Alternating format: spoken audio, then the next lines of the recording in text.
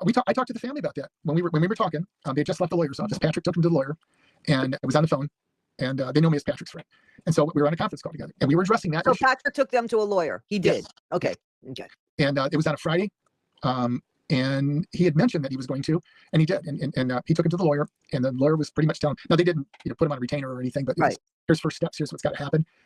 So I was talking to the family, and I told Larry. I mean, it was Larry, Kenneth, Patrick, and Betty in his truck, and I told Larry specifically. I said, Larry, I said, I told him what had happened with the rumors that are going around about BJ. I said, that this kind of falls on you. And I said, because you're really kind of getting blamed now. Betty's getting blamed for it too. But it's something that's got to be addressed. And I'm not saying that anybody's for just kicking BJ out. She's not allowed in a house. I said, you got to figure out a way to have that happen. But you're going to have to do something that's convincing. So that's not a strategy, because we were looking at houses.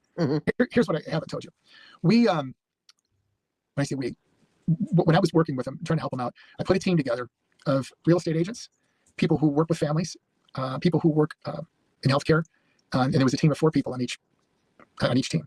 And they were sending me trailers. The real estate agents were sending me trailers and lots between Odd and surrounding little towns in Beckley. We found some like really nice trailers that were double wides for like $60,000, and they were pretty nice. And they could have been moved. Some were on a lot already. And so we were just putting things together, just gathering things. The people that we're working with, some people work for Adult Protection Services, not in West Virginia, because I didn't want to. I wasn't going to get those folks anyway. But I needed to know what they're doing. You weren't going to have them come over and buy them lunch or anything? No. Okay. What I wanted to do is I wanted to be able to speak their language, because the Whitakers had to go before a judge and say, and be proactive. I mean, my strategy was, let's be proactive. Let's show good faith. Let's take care of the house. Let's get this functioning, but let's have a plan. Here's how we're coming in, because they were very helpful. I mean, I already, Brian had just gone recently there.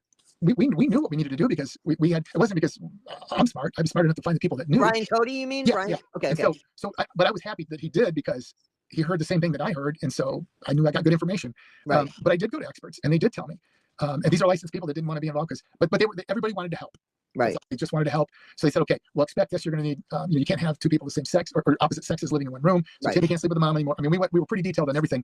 And then it came down to the trailer or house or whatever had to have this ADA retrofit. Well, where I come in, 27 years of architectural background. I was an architectural rep for 27 years.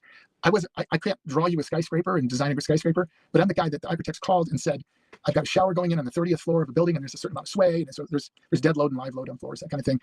Or I'm going to be right off the lobby, and people have to come in, and there's handicapped bathrooms, and the height of the telephone booths at the time. Right. There was all these things that had to be done. But also, when there was a lawsuit, when something happened where there was supposed to be ADA compliance and there wasn't, and somebody was suing somebody because of that, I was the guy that would call into court to do that kind of stuff. So it was just a coincidence, though. This is my background. So all the laws, as far as I can see, are still all the same, and all the requirements were the same. So I was like, okay, we're going to need to put a ramp in. The driveway's got to be, right next to where the ramp comes out. You need to be able to put a car there, because you can't wheel somebody out, them all the way around the house and going over terrain and dirt and to get them in the car, because it could be raining or freezing rain or whatever.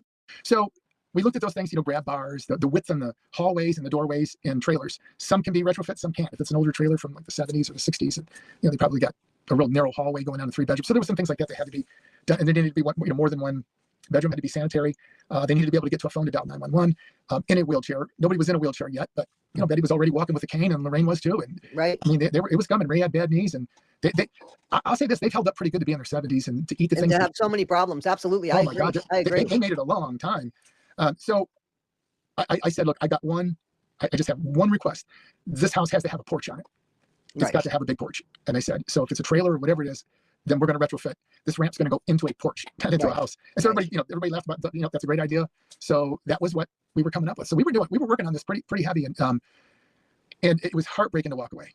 It was so heartbreaking to walk away. And I mean, I still kicking myself in the butt. It's like, man, okay, who's taking care of this? I was happy to see Brian went down there and did that, because when they told him that, it's like, okay, he's getting good information and he can make this happen. And I have fought the urge to call and say, okay, you need to check on this and check. I don't want to do that to him. They're going to think I'm getting in the middle of it, but I thought I could help. But I think it's all in control. And I pray that it is. And I do too, man. We're making progress with that.